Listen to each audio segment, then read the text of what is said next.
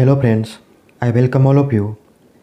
ગયા વખતે આપણે ચેપ્ટર નંબર 5માં જે લાઇટનો પોર્શન હતો, જે પ્રકાશનો ભાગ હતો, તે આપણે પૂરો કર્યો.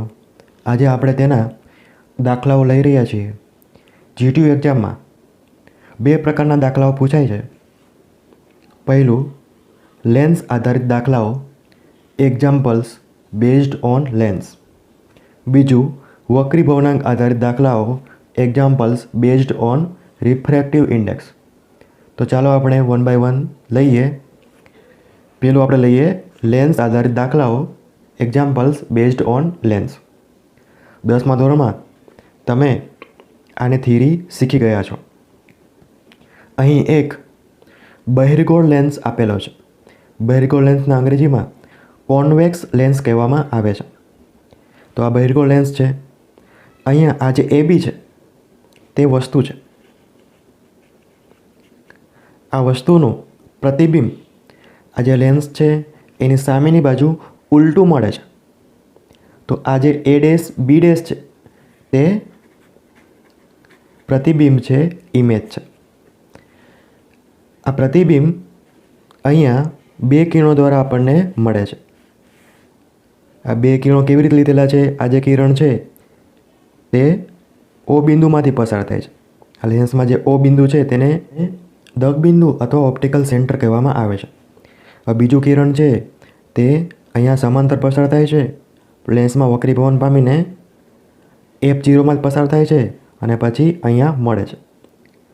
તો આપણને ABનું પ્રતિબિંબ છે તે લેન્સની સામેની બાજુ ઉલટું મળે છે, A', B'.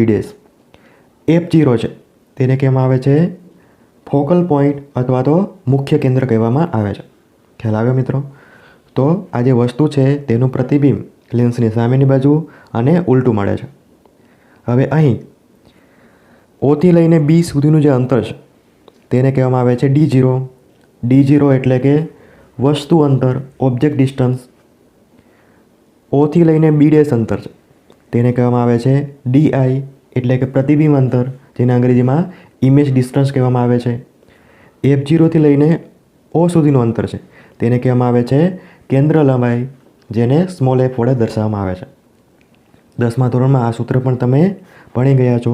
1/f = 1/D0 + 1/DI. F શું છે? કેન્દ્ર લંબાઈ છે. D0 શું છે? વસ્તુ અંતર છે. અને DI શું છે? પ્રતિબિંબ અંતર છે. આઈ હોપ કે આ જે સૂત્ર છે તમને સારી રીતે સમજાયું હશે. હવે જે બીજો પ્રકાર છે તે છે વક્રીભવનાંક આધારિત દાખલાઓ, examples based on refractive index. વક્રીભવનાંક એટલે શું તેની આપણે માહિતી મેળવીએ. આપણે જાણીએ છીએ કે પ્રકાશનું કિરણ એક માધ્યમમાંથી બીજા માધ્યમમાં જાય ત્યારે તેનો વેગ છે, તેની વેલોસિટી છે તે બદલાય છે. જેમ આપણે પાતળા માધ્યમમાંથી ઘટ માધ્યમમાં જતા જઈએ તેમ તેનો જે વેગ છે તે ઘટતો જાય છે. માધ્યમનો આ જે ભૌતિક ગુણ છે, આ જે ભૌતિક ગુણધર્મ છે તેને માધ્યમનો વક્રીભવનાંક કહેવામાં આવે છે. અને આ વક્રીભવનાંકને લીધે તે માધ્યમને છૂટી પાડતી જે સપાટી છે તે સપાટી પાસે પ્રકાશનું કિરણ છે તે વાંકું વળે છે. આ ઘટનાને આપણે શું કહીએ છીએ? વક્રીભવન કહીએ છીએ. આપણે આગળના લેક્ચરમાં ડિસ્કસ કરી એ પ્રમાણે સ્નેલના નિયમ પ્રમાણે sin I / sin R = constant. અને આ જે કોન્સ્ટન્ટ વેલ્યુ છે એ શું આપે છે? વક્રીભવનાંકનું મૂલ્ય. હવે આપણે વક્રીભવનાંકની બીજી વ્યાખ્યા લઈએ છીએ. વક્રીભવનાંક છે તેને મ્યુ વડે દર્શાવવામાં આવે, ઘણી વખત ઈટા વડે પણ દર્શાવવામાં આવે છે. તો મ્યુ બરાબર C/V. મ્યુ બરાબર C/V. જ્યાં મ્યુ છે એ વક્રીભવનાંક છે, C છે તે પ્રકાશનો શૂન્ય અવકાશમાં વેગ છે અથવા તો હવામાં વેગ છે, અને V છે તે પ્રકાશનો માધ્યમમાં વેગ છે. તો આપણે વક્રીભવનાંકની વ્યાખ્યા બનાવી શકીએ કે પ્રકાશનો હવામાં વેગ અને પ્રકાશનો માધ્યમમાં વેગ, આ બંનેના ગુણોત્તરને શું કહેવામાં આવે છે? યસ, એક્ઝેક્ટલી વક્રીભવનાંક કહેવામાં આવે છે. તો આ એની સિમ્પલ વ્યાખ્યા છે. આપણને મ્યુ = C/V આધારિત દાખલાઓ પૂછાય છે. ખ્યાલ આવ્યો મિત્રો? હવાનો વક્રી ભવનાંક 1 છે, પાણીનો વક્રી ભવનાંક 1.33 છે, કાચનો વક્રી ભવનાંક 1.5 છે અને હીરાનો વક્રી ભવનાંક 2.42 છે. ખ્યાલ આવે મિત્રો? અહીંયા તમે જોઈ શકો છો હવા છે તે પાતળો માધ્યમ છે. પછી આપણે જેમ ઘટમાં જતા જઈએ છીએ તેમ માધ્યમ છે કેવું બને છે? Yes exactly. તે ઘટ બને છે, ડેન્સ બને છે, તેમ તેનો વક્રી ભવનાંક છે કેવો થતો જાય છે? યસ એક્ઝેક્ટલી, તે વધતો જાય છે. ખ્યાલ આવ્યો મિત્રો? તો હવે આપણે નેક્સ્ટ લેન્સ આધારિત દાખલાઓ આપણે જોઈએ, પછી આપણે વક્રી ભવનાંક આધારિત દાખલાઓ જોઈશું. પહેલો એક્ઝામ્પલ આપણે લઈએ, જેની રકમ આ પ્રમાણે છે. બહિર્ગોળ લેન્સની કેન્દ્ર લંબાઈ 20 સેન્ટીમીટર હોય તો તેનો ફોકલ પાવર શોધો. આપણે જાણીએ છીએ ફિઝિક્સના દાખલાઓ ગણતા હોઈએ તો પહેલાં આપણે રકમને સમજવી પડે. રકમમાં કઈ કઈ વેલ્યુ આપેલી છે તે આપણને ખબર હોવી જોઈએ. આપણે શું મેળવવું છે તેનો પણ આપણને ખ્યાલ હોવો જોઈએ. કેવી રીતે મળશે, કયા સૂત્રનો યુઝ કરીને મળશે તે પણ આપણને ખ્યાલ હોવો જોઈએ. તો આપણને અહીં ગિવન ડેટા તરીકે શું આપેલું છે? કેન્દ્ર લંબાઈ આપેલી છે, ફોકલ લેન્થ આપેલી છે, એફ ઇક્વલ ટુ 20 સેન્ટીમીટર. તો આપણે એને શેમાં કન્વર્ટ કરીશું? યસ એક્ઝેક્ટલી, મીટરમાં કન્વર્ટ કરીશું. તો સેન્ટીમીટરમાં મીટરમાં જવું હોય તો ભાગ્યા 100 કરવા પડે. 0 0 કેન્સલ થઈ જશે. 2/10 ઇક્વલ ટુ 0.2 મીટર. શું મેળવવું છે? આપણે લેન્સનો ફોકલ પાવર મેળવવો છે, જેને ડી વડે દર્શાવવામાં આવે છે. D equal to question mark. આ ફોકલ પાવર છે એ કેવી રીતે મળે? તો એનું સિમ્પલ સૂત્ર છે D equal two 1/f. F બરાબર 0.2 છે, તો આપણે એની કિંમત મૂકી 0.2. કેલ્ક્યુલેટરમાં 1/0.2 કરીએ તો એનો જવાબ મળશે 5. તો આપણને આન્સર મળી ગયો ડી ઇક્વલ ટુ 5. હવે ફોકલ પાવર છે તેનો એકમ છે ડાયોપ્ટર, જેને અંગ્રેજીમાં પણ ડાયોપ્ટર કહેવામાં આવે છે. તો આવી રીતે આપણને લેન્સનો ફોકલ પાવર મળી ગયો ડી ઇક્વલ ટુ 5 ડાયોપ્ટર. આને સિમ્પલ કરવું હોય તો પણ આપણે કરી શકીએ. 1/f. એફ બરાબર આપણે 2/10 લખીએ તો આ જે 10 છે એ ઉપર જતા રહેશે, તો 10/2 ઇક્વલ ટુ 5. આવી રીતે સિમ્પલ પણ આપણે દાખલો ગણી શકીએ, જેમ તમને ફાવે તે પ્રમાણે. હવે આપણે નેક્સ્ટ એક્ઝામ્પલ જોઈએ. Example number 2. એક બહિર્ગોળ લેન્સથી 40 સેન્ટીમીટર દૂર એક પદાર્થ રાખેલ છે. બહિર્ગોળ લેન્સની કેન્દ્ર લંબાઈ 20 સેન્ટીમીટર છે, તો પદાર્થનું પ્રતિબિંબ અંતર શોધો. ખ્યાલ આવે મિત્રો? તો આપણે રકમને પહેલાં સમજીએ. એક પદાર્થ છે એટલે કે વસ્તુ છે. એ વસ્તુ છે બહિર્ગોળ લેન્સથી 40 સેન્ટીમીટર દૂર છે. તેનો અર્થ એવો થયો કે વસ્તુ અંતર કેટલું છે? 40 સેન્ટીમીટર. બીજું વાક્ય એવું છે કે બહિર્ગોળ લેન્સની કેન્દ્ર લંબાઈ છે તે 20 સેન્ટીમીટર આપણને આપેલી છે. એફ બરાબર 20 સેન્ટીમીટર. તો આપણે શું મેળવવું છે? યસ એક્ઝેક્ટલી, પ્રતિબિંબ અંતર ડીઆઈ આપણે મેળવવું છે. તો આપણને ગિવન ડેટા ખબર પડી, પછી આપણે પ્રતિબિંબ અંતર મેળવવું છે એ આપણે ખબર પડી. કયા સૂત્રનો યુઝ કરીશું? 1/f equal to 1/d0 plus 1/di. આ સૂત્રનો યુઝ કરીને આપણે જવાબ મેળવીશું. આપણે શું મેળવવું છે? પ્રતિબિંબ અંતર ડીએ. તો એને સૂત્રનો કરતા બનાવીએ. આખાને આપણે સૂત્રનો કરતા બનાવીએ તો આ જે છે તે ડાબી બાજુ જશે. ખ્યાલ આવ્યો? તો 1/di equal to 1/f minus 1/d0. છેદમાં f છે, d0 છે, એ બંનેનો ગુણાકાર કરો તો f ઇન્ટુ d0. ખ્યાલ આવ્યો? હવે ઉપર બે પદ આવશે અને વચ્ચે શું આવશે? બાદબાકી આવશે. તો f d0 divided by f. ખ્યાલ આવ્યો? આ બંને કેન્સલ થાય તો શું વધે? d0. તો d0 અહીંયા આવશે. માઇનસ ફરીથી f d0 ડિવાઇડેડ બાય, હવે શું લઈશું આપણે? d0 લઈશું. તો બંને કેન્સલ થઈ જાય તો શું વધે? f. તો d0 માઇનસ f. તો તો 1/di equal to d0 minus F આવ્યું ડિવાઇડેડ બાય એફ d0. આ શું છે 1/di, પણ આપણે શું જોઈએ છે di જોઈએ છે. તો di બરાબર F d0 divided by d0 minus F. તો આપણે ડાયરેક્ટ સૂત્ર પણ લખી શકીએ, એવું જરૂરી નથી આ બધું તારવવું.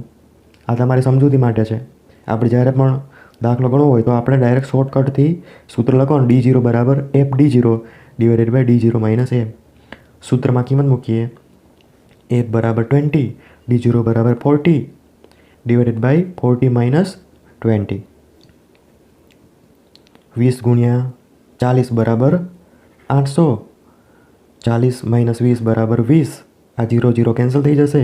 80 ભાગ્યા 2 બરાબર શું થઈ જશે 40. અને એકમ શું આવશે? આ બધું આપણે સેન્ટીમીટરમાં છે તો એકમ પણ સેન્ટીમીટરમાં આવશે. તો આપણને પ્રતિબિંબ અંતર મળી ગયું d0 બરાબર 40 સેન્ટીમીટર. હવે નેક્સ્ટ એક્ઝામ્પલ નંબર 3. એક વસ્તુને બહિર્ગોળ લેન્સથી 15 સેન્ટીમીટર દૂર મૂકતા તેનું પ્રતિબિંબ લેન્સથી 30 સેન્ટીમીટર અંતરે મળે છે, તો લેન્સની કેન્દ્ર લંબાઈ અને ફોકલ પાવર શોધો. તો અહીં આપણને ગિવન ડેટા તરીકે કઈ વસ્તુ આપેલી છે? પહેલું શું લખેલું છે? એક વસ્તુ છે બહિર્ગોળ લેન્સથી 15 સેન્ટીમીટર દૂર મૂકેલી છે. તો આપણને શું આપેલું છે?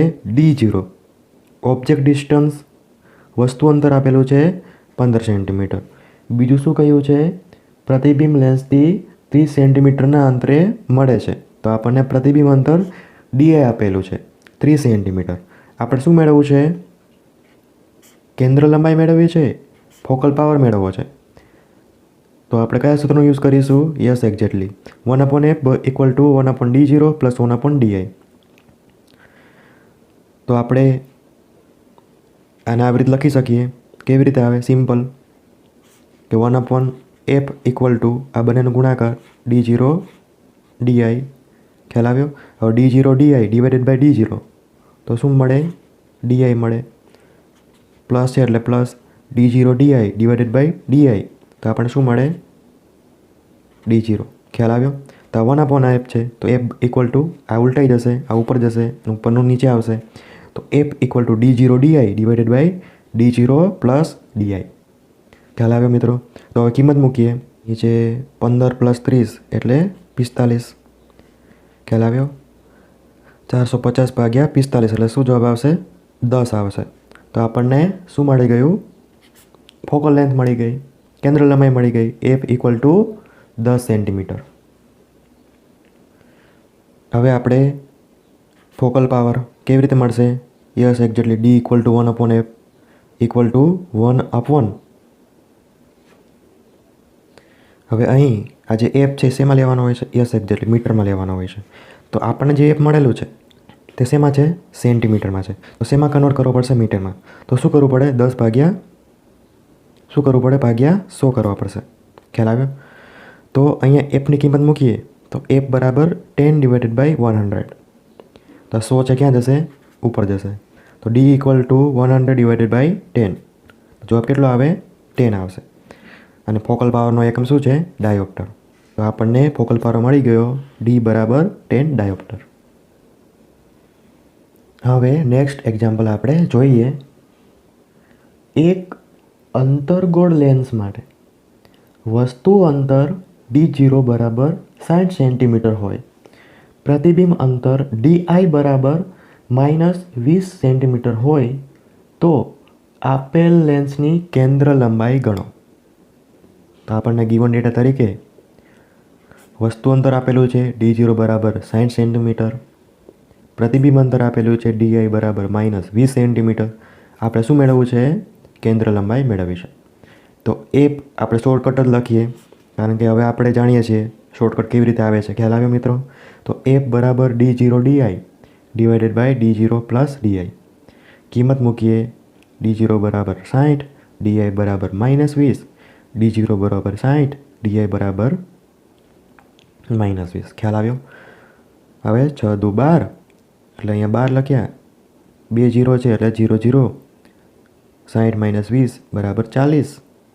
હવે અહીંયા માઇનસ નિશાની છે એ આપણે આગળ લીધેલી છે એટલે આ -1200. હવે આ બંને 0 કેન્સલ થાય. 120 ડિવાઇડેડ બાય 4 કરો તો તમને શું મળે? યસ એક્ઝેક્ટલી તમને મળશે 30. પરંતુ આ કેવા છે? -30. એકમ શું આવશે?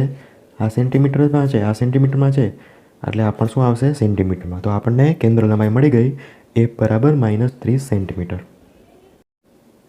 હવે નેક્સ્ટ એક્ઝામ્પલ.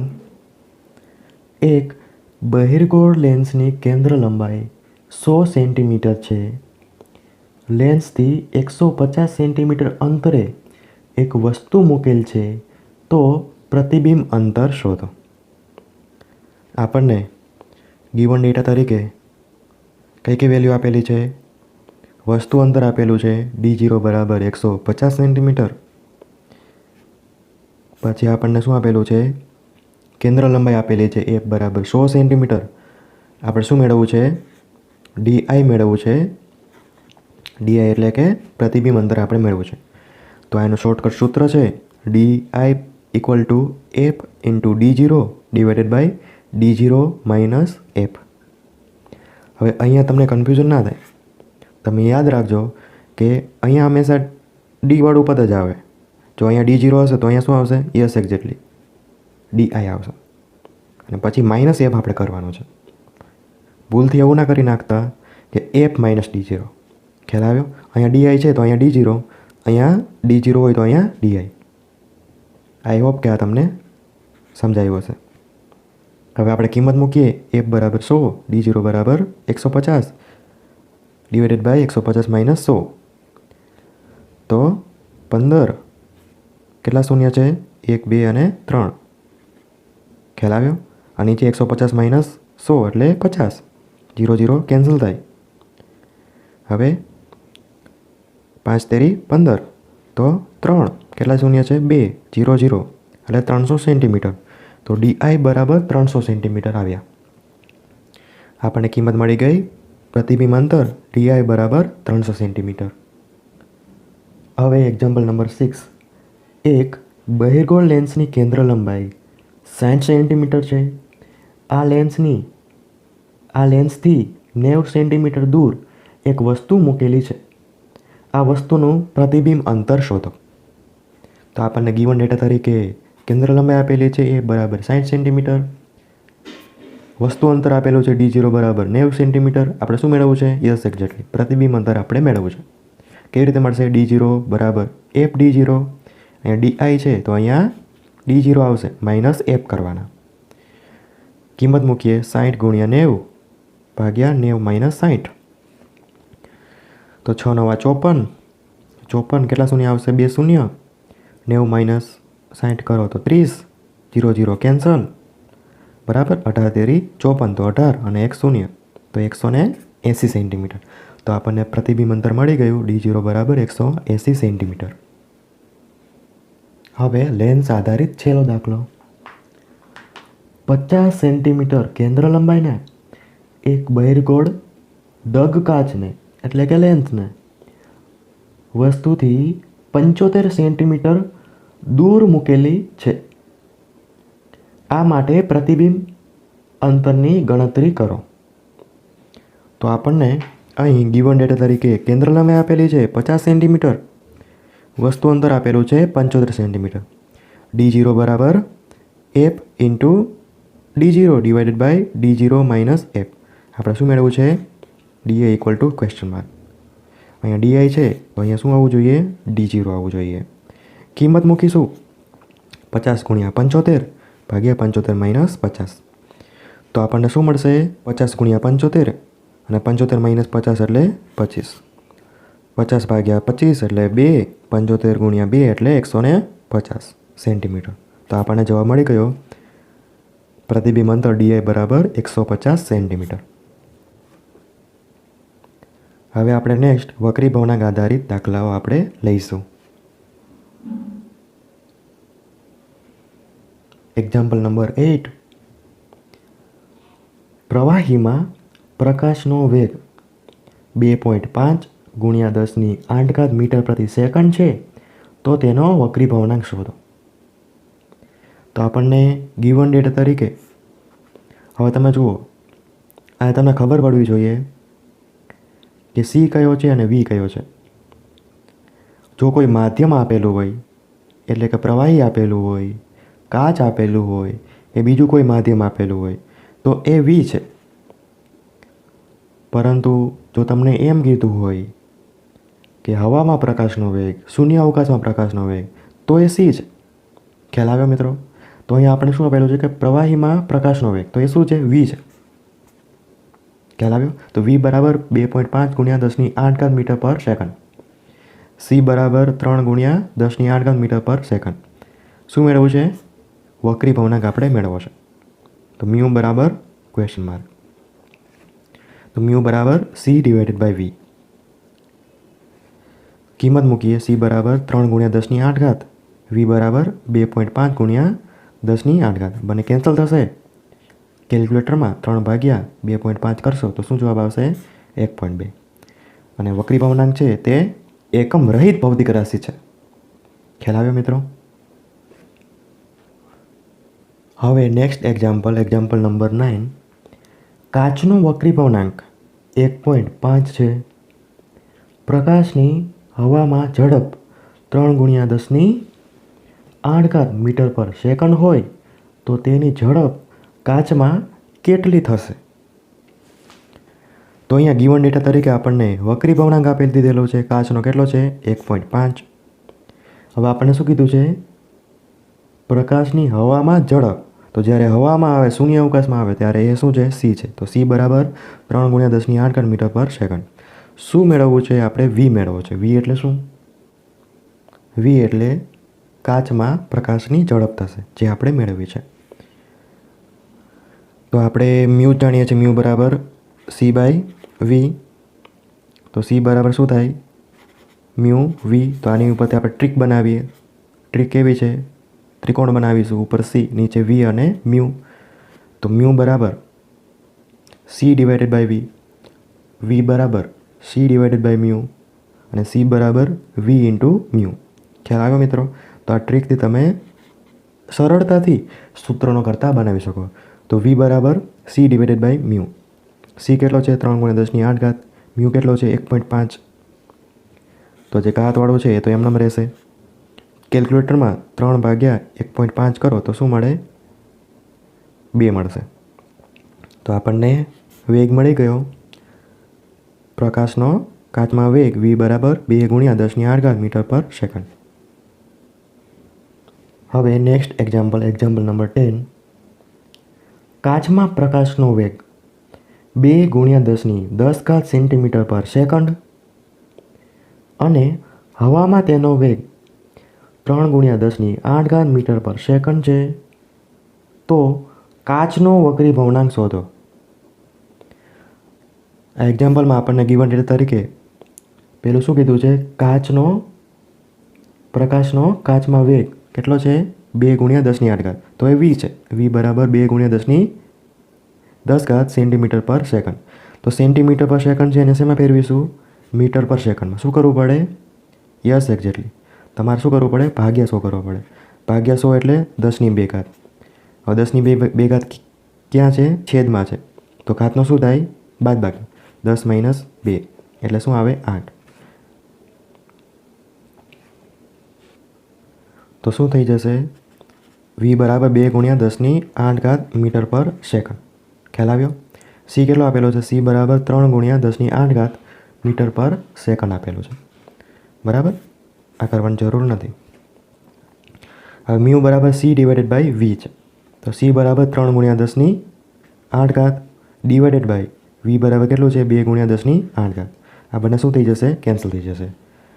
3/2 એટલે શું આવે? 1.5. તો માધ્યમનો વક્રી ભવનાંક કેટલો આવ્યો? 1.5 આવ્યો.